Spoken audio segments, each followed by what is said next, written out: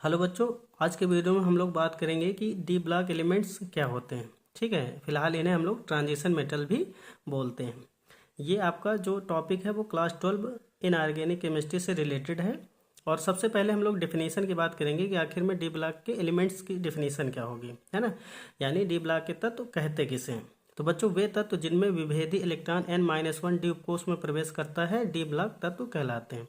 कहने का मतलब है जो अंतिम इलेक्ट्रॉन होगा वो n-1 डी उपकोष में प्रवेश करेगा, उस तत्व को हम लोग डी ब्लॉक का तत्व कहेंगे।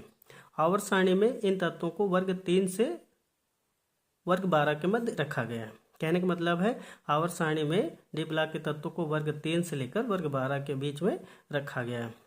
इसके बाद में आवर्त सारणी में ये तत्व एस ब्लॉक और पी ब्लॉक के मध्य स्थित हैं। ठीक है, ये पॉइंट भी इंक्लूड कर सकते हैं कि आखिर में आवर्त सारणी में इन तत्वों का डिटेल है तो कहाँ है, यानी इनका जिक्र किया गया है तो कहाँ किया गया है। तो एस ब्लॉक जो कि आवर्त सारणी के बाईं तरफ और पी ब्लॉक जो आवर्त सारणी के दाहिनी तरफ है, उन्हीं के मध्य में रखा गया है। इसीलिए इन तत्वों को हम लोग संक्रमण तत्व भी कहते हैं। ठीक है, अब इसके बाद में हम लोग बात करेंगे अकरेंस की। तो बच्चों, अगर हम लोग बात करें अकरेंस की तो डी ब्लॉक के जो एलिमेंट्स हैं वो मुक्त अवस्था और संयुक्त अवस्था दोनों में पाए जाते हैं। ठीक है, तो जैसे कुछ नॉन रिएक्टिव आपके मेटल्स हैं वो फ्री स्टेज में पाई जाती हैं, बाकी जितनी रिएक्टिव मेटल्स हैं वो कंबाइंड स्टेज में पाई जाती हैं। जैसे AU, PT, AG, Ni और Cu ये मुक्त अवस्था में पाई जाती हैं। और इसके अलावा शेष डी ब्लॉक के जो आप एलिमेंट हैं वो संयुक्त अवस्था में ऑक्साइड, सल्फाइड एवं कार्बोनेट के रूप में पाए जाते हैं। तो जितने भी कहने का मतलब है नॉन रिएक्टिव हैं यानी कि अक्रियाशील धातुएं हैं वो मुक्त अवस्था में पाई जाती हैं, बाकी जितनी क्रियाशील धातुएं हैं वो संयुक्त अवस्था में पाई जाती हैं। ठीक है, डी ब्लॉक तत्वों को 4 श्रेणियों में बांटा गया है। ठीक है, 3D श्रेणी, 4D श्रेणी, 5D श्रेणी और 6D श्रेणी। तो 3D में भी 10 तत्व हैं, 4D में भी 10 तत्व हैं, 5D में भी 10 तत्व हैं, 6D में भी 10 तत्व हैं। तो 3D में जो 10 तत्व हैं वो स्कैंडियम 21 से जिंक 30 तक हैं। 4D में इट्रियम 39 से कैडमियम 48 तक के 10 तत्व हैं।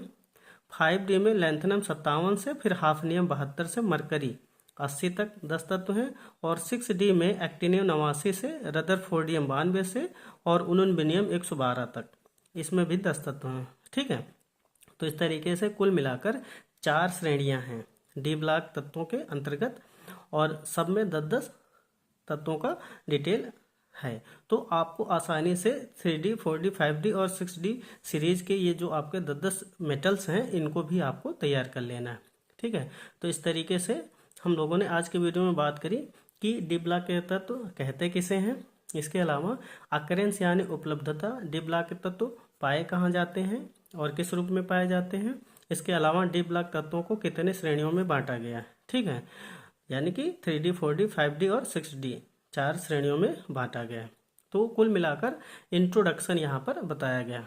अब अगले वीडियो में हम लोग बात करेंगे कि डी ब्लॉक के तत्वों का कॉमन इलेक्ट्रॉनिक विन्यास क्या है और प्रॉपर्टी क्या है, यानी कि विशेषताएं क्या हैं डी ब्लॉक की। वो आपका क्वेश्चन बहुत ज़्यादा इंपॉर्टेंट है, अक्सर पूछा जाता रहता है। मतलब क्वेश्चन ऐसे पूछा जाएगा कि संक्रमण तत्व किसे कहते हैं, इनकी प्रमुख विशेषताएं बताइए। तो संक्रमण तत्व किसे कहते हैं ये तो हमने बता दिया, मतलब आपका इंट्रोडक्शन हो गया डी ब्लॉक एलिमेंट्स का। ठीक है, लेकिन जो प्रॉपर्टीज़ हैं वो अभी बाकी हैं। तो अगले वीडियो में हम लोग सभी प्रॉपर्टीज़ का डिटेल देखेंगे और इम्पोर्टेंट प्रॉपर्टीज़ की केवल बात करेंगे जो आपको लिखनी है। ठीक है, तो आज के वीडियो में बस बच्चों इतना ही।